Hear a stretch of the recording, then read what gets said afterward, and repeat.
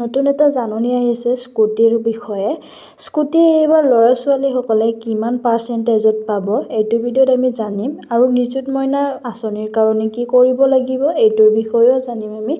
ইয়াতে তোমালোকে চাব পাৰা HM ডক্টৰ হিমন্ত বিশ্ব শৰ্মা ছাৰে এটা টুইট কৰিছে আমাৰ এক্সত। ইয়াতে চাব পাৰা HM Dr. Himanta Biswa Sharma held a review meeting with Department of Education today on key scheme including free admission, Nijut Moina, scooty and cycle distribution, tutor recruitment and model school in tea garden areas. Yate sabo parim ami yate kishuman bohuto ইয়াতে দিয়া হৈছে কিন্তু আমি নিযুত মইনা আৰু স্কুটিৰ বিষয়ে আমি জানিবলৈ চেষ্টা কৰিম। আহকচোন আমি চাওঁ।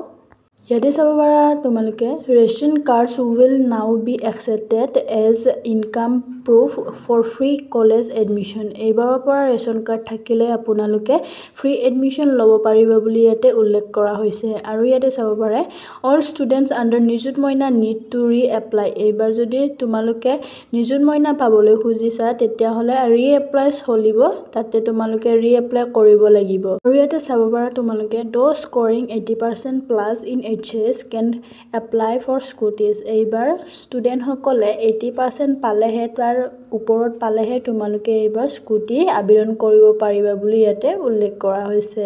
আৰু ইয়াতে চাব পাৰা the department was also' asked to ensure stricter screening in tutor teacher selections follow' UGC norms for promotions and create post for new tea garden model school. ইয়াতে কিছুমান টি গাৰ্ডেনৰ বিষয়ে দিয়া হৈছে, আমিতো পিছত চাম।